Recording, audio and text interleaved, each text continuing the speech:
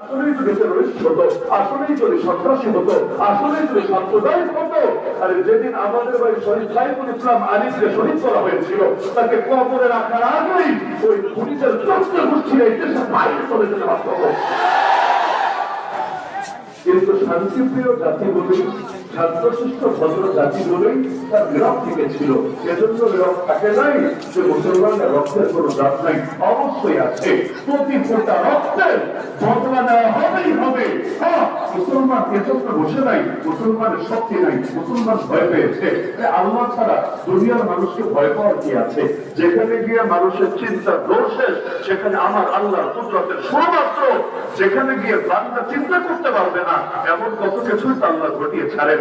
আরে নবী মুসা সঙ্গীরা পর্যন্ত বলেছিল আজ আর রক্ষা নাই, ইন্না লামুদরাকুন, নিশ্চয়ই আমরা গ্রেফতার হব, এখনই গ্রেফতার হতে যাচ্ছি।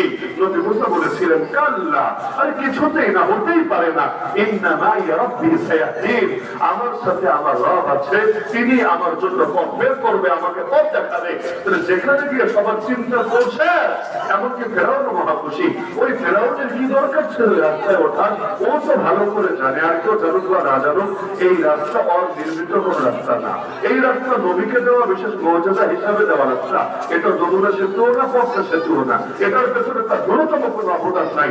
নবীর জন্য আল্লাহর মর্যাদা হিসাবে যে রাস্তা দিলেন, যে সেতু দিলেন, ওই রাস্তার মধ্যে ও ওঠে কিভাবে? ওরা নিজেরা খোদা দাবি করে, খোদা র্যাঙ্ক তো নবীর উপরে, খোদার র্যাঙ্ক নবীর উপরে না, তো খোদার র্যাঙ্ক যদি নবীর উপরে হয়, ও নিজের খোদা দাবি করে নবীর রাস্তায় উঠতে হবে কোন দুঃখে?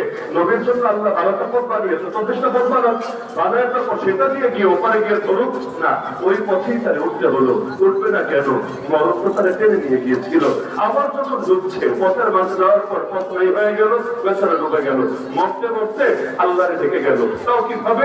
আমার না বিরব্বিল আলামিন বলে শেষ না, রব্বুল আলামিনের উপর ঈমান এনেছি, এতটুকু বললেও চলে। কথা আরো ক্লিয়ার ভাবে ভেঙে চলে বলছে, ওই রবের উপর ঈমান এনেছি যে রব হলেন রব্বি মুসা ওয়া হারুন, মুসা নবীর রব, হারুন নবীর রব, যাতে করে কারো ধোঁয়াশা না থাকে, অস্পষ্টতা না থাকে যে রব্বুল আলামিন বলতে কাকে বোঝানো, নিজেকে আবার বোঝানো না তো। এজন্য কোনো ব্যাখ্যার অস্পষ্টতা রাখে নাই, সে ক্লিয়ার করে দিল, আমি ঈমান আনলাম মুসা নবীর রবের উপর, আমি ঈমান আনলাম হারুন নবীর রবের উপর। এই ঈমানকে আগে আসলাম, তাহলে তো এত ঝামেলা করা লাগতো না। এই বাংলাদেশে বারবার একটি কাজ হয়, আরে হুজুররা ওদের সুদিনে যখন ওদেরকে নসিহত করে, ওদেরকে উপদেশ দেয়, তখন হুজুরদের উপদেশ ভালো লাগে না। আর বিপদে পড়লে হুজুর বাঁচান, হুজুর বাঁচান, হুজুর হেল্প আস, হেল্প আস, এটা বলতে বলতে আর মুখে খেলাটা ভুল করে না। এই যে এবার শহীদ সাইফুল ইসলাম আলী থেকে শহীদ করার পর প্রতিটা থানায় থানায় জেলায় জেলায় বড় বড় হুজুরদেরকে ডাকিয়ে, কাউকে ডিসি অফিসে, কাউকে এমপি অফিসে, কাউকে দেশের পক্ষ থেকে ফোন দিয়ে হুজুর পরিবেশটা একটু সাধারণ দেন, জাতিকে শান্ত থাকতে বলেন, জুমায় জুমায় ইমামদেরকে, খতিবদেরকে জাতির উদ্দেশ্যে ছাত্রদের গানকে যাতে না হয় সেজন্য পরামর্শ দিতে বলেন। কারণ আপনারা যদি খালি একটু খেপিয়ে দেন, পুরো বাংলাদেশের রক্তের বন্ধ হয়ে যাবে। তার একটা রক্তের প্রতিটা ফোটার বদলা দেওয়ার জন্য ওদের 14 গোষ্ঠীর বাংলাদেশ থেকেই চিরতরে উচ্ছেদ করে দেওয়া হবে। এখন আপনারাই পারেন জাতিটাকে শান্ত রাখতে। অথচ দেখা যায় ভালোটাই তো হুজুরদের পরামর্শ লাগে না, বিপদে পড়লে খালি ফোন থেকে ভুল করে না। যখন দূরে আন্দোলন চলছিল, হুজুরদেরকে ডেকে নিয়ে গেছে, একবার স্বরাষ্ট্রমন্ত্রীর বাসায়, দুইবার ধর্মমন্ত্রীর বাসায়। কেন ডেকে নিয়ে? হুজুর দেখেন পুলিশে পাচ্ছে না, সেটা বাহিনীও ঠিকভাবে কথা শুনছে না, আমাদের কোনো কোনো ভয়টা পায়া ওদের অবস্থা খারাপ। এখন আপনারাই আছেন আমাদের শেষ ভরসা করেন, আপনারাই তো ছেলেদেরকে শান্ত হতে বলেন, আপনাদের কথা শুনবে সবাই, ছাত্র জনতা। প্রয়োজন ইন্টারনেট চালু করে দেয়, আপনাদের বিবৃতি প্রচার করে দেয়। আপনারা যদি বলেন সবাই ঘরে ফিরবে, খালি বলবেন সরকারের সাথে আমাদের বোঝাপড়া হয়েছে, সবগুলো খুঁজে যথাযথ বিচার হবে এবং তোমাদের যত দাবি দাবা আছে সব পূরণ করা হবে, আপনারা কোনোভাবে থামান। আলহামদুলিল্লাহ হুজুররা ওদের কাছে পা দেয়নি। দেখা যায় বিপদে পড়লে ঠিকই হুজুরদেরকে ডেকে নিয়ে হুজুরদের কাছে সাহায্য চায়। অথচ সুখের সময় যদি হুজুরদের কথা শুনতো, তাহলে আজকে আরেক দেশে গিয়ে চক্করে ঢোকা প্ল্যান করা লাগতো।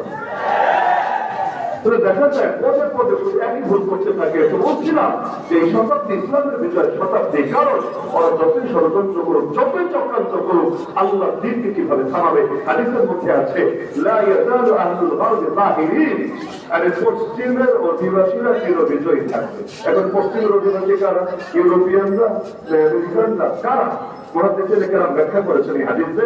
এখানে পশ্চিম মানে ওই পশ্চিম না, আমরা পশ্চিমে বলতে না, এখানে পশ্চিম মানে মদিনা থেকে পশ্চিমে অবস্থিত শাম, সে শাম উদ্দেশ্য। শামবাসীরা চিরকাল বিজয়ী থাকবে।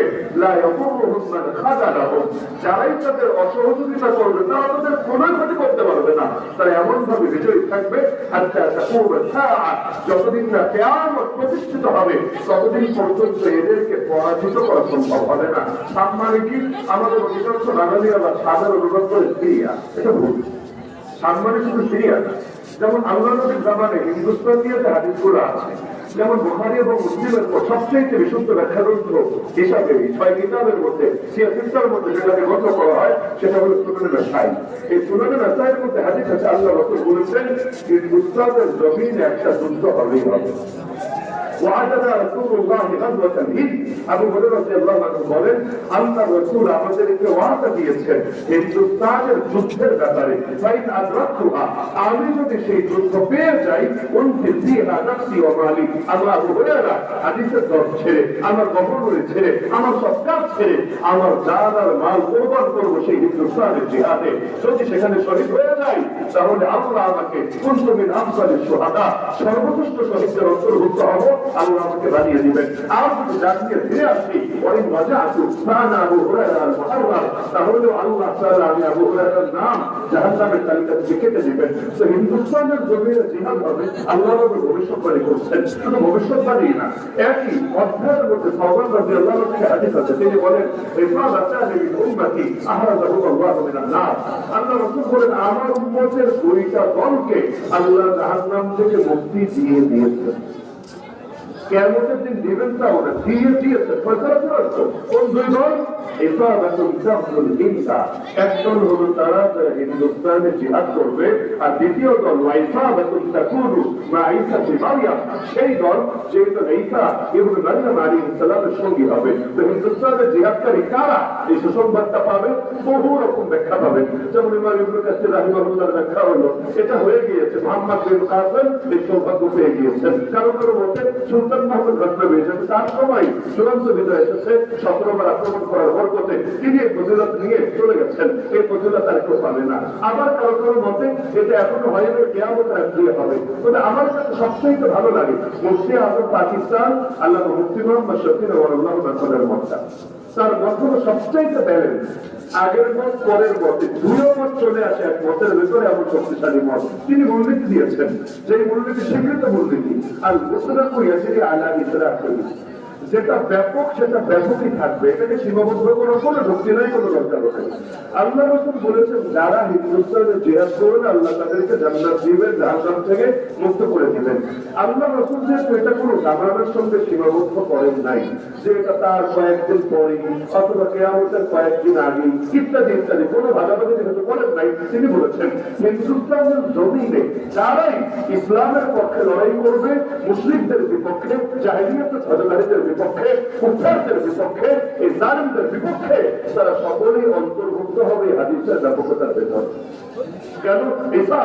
একটা দল যারা হিন্দুস্তানে জিহাদ করবে আল্লাহ সবাই মিলে একটা দল বানায় দেবেন, যে দলের মধ্যে মোহাম্মদ বিন কাসিম আছে, সুলতান মাহমুদ গজনবী আছে, আল্লাহ নেত্রকোনার এই বাহাদুর মুসলমানরাও আছে। পরিস্থিতি তো আমাদেরকে সেদিকেই নিয়ে যাচ্ছে। যতই শান্তি শান্তি শান্তি বলেন না, আরে গরুর মুক্ত করবো যদি আমাদের বিরুদ্ধে নেমে যায় হয়, তাহলে বসে থাকার সুযোগ কোথায়? আর এখানে নেমে দেখুক না কত গাড়ি, কত চাল, বাহুতে কত বল, ইনশাআল্লাহ জমিন প্রত্যক্ষ করবে। আর মুসলমানদের খুব বেশি কিছু লাগে না। বাশার আল আসাদ কি 12 দিন আগে বেরোচ্ছিল, 12 দিন পর তাকে এক দেশ ছেড়ে আরেক দেশে গিয়ে আশ্রয় দিতে হবে, মাত্র 12 দিন। আর এটা তো কল্পনাই আসে না। আজকে এই শহর, কালকে ওই শহরে, আলেপ্পো বিজয় থেকে শুরু করে দামেস্ক বিজয় পর্যন্ত, সেই দামেস্কে আল্লাহ ইচ্ছা আসবে ইনশাআল্লাহ। ফজরের নামাজের সময় দুই ফেরেশতার কাছে ভর করে যাতে মসজিদের মিনারের নিকট অবতীর্ণ হবে ইনশাআল্লাহ। এই যে অল্প সময়ের মধ্যে আল্লাহ তাআলা বিজয় দান করলেন, এটা কি দুনিয়ার কে ভেবেছিল? কয়েকদিন আগেও লোকে বলতো এগুলো হলো আমেরিকার চক্রান্ত। আমাদের কিন্তু লোকের সব জায়গায় চক্রান্ত করতে বসে থাকে। আফগানিস্তান বিজয়ী হলো, এইটা অমুক দেশের চক্রান্ত। আবার এখন এরা বিজয়ী হলো, এটা তমুক দেশের চক্রান্ত। বাংলাদেশের ছেলেপেলেরা আন্দোলন করে বিজয় ছিনিয়ে আনলো, এইটা হলো অমুক দেশের চক্রান্ত। সব জায়গায় চক্রান্ত করতে কেন জানেন? কারণ এরা ইন্ডিয়ারও শক্তিশালী মনে করে, আমেরিকারও শক্তিশালী মনে করে, ইসরায়েলের শক্তিশালী মনে করে, জাতিসংঘের শক্তিশালী মনে করে, কিন্তু আমার আল্লাহ সবচাইতে বেশি শক্তিশালী এটা বিশ্বাস করতে পারে না। ওরে কাফেররা সাহায্য করে জিতায় দেয়, অথচ আল্লাহ তাআলা সাহায্য নিয়ে মনে হয় মুসলমান জিতে না। আর ভুলে গেছে আমাদের বদরের মধ্যে ইতিহাস আছে। যে সময় 313 ছিলাম ওই সময় তো হারি নাই কাফেরদের হাতে। আজকে তো আমরা 200 কোটি ছাড়িয়েছি, আজকে হারবো কোন দুঃখে? যার সাথে আল্লাহ আছে সে হারবে কেন? হাসবুনাল্লাহ ওয়া নি'মাল ওয়াকিল। আল্লাহর উপর ভরসা করে আল্লাহ সাহায্য নিয়ে যদি নামে, কোরআন বলে দিচ্ছে ওয়া ইয়াতাওয়াক্কাল আলাল্লাহ ফাহুয়া হাসবুহ। যে ব্যক্তি ভরসা করে আল্লাহর উপরে, আল্লাহ যথেষ্ট হয়ে যান তার জন্য। তাহলে মুফতি শফির আহমদুল্লাহের ব্যাখ্যা অনুসারে আশা করা যায় আগামী দিনে আল্লাহ যদি আমাদেরকে কবুল করেন, জালেমদের বিপক্ষে ময়দানে ইনশাআল্লাহ আমাদের নাম আল্লাহ মুছে দিবেন জাহান্নামের তালিকাতে। ইচ্ছা আছে তো থাকে। তো হিন্দুস্তান বলতে কি বোঝায়? আল্লাহ নবীর জমানে হিন্দুস্তান বলতে যা বুঝতে তাই বুঝতে হবে। ওই সময় বাংলাদেশ নামে কোনো দেশ ছিল না, পাকিস্তান নামে কোনো দেশ ছিল না, আরাকান নামে আলাদা কোনো অংশ ছিল না, ওই পুরোটা মিলে ছিল তৎকালীন হিন্দুস্তান। এখন তো ভেঙে ভেঙে টুকরা টুকরা হয়েছে। এমনি ইন্ডিয়া সবচেয়ে বড় আছে, বাকিগুলো ছোট ছোট। ইন্ডিয়া আল্লাহ চাইলে ভাঙবে ইনশাআল্লাহ। কি ভাঙবে মনে হয় না?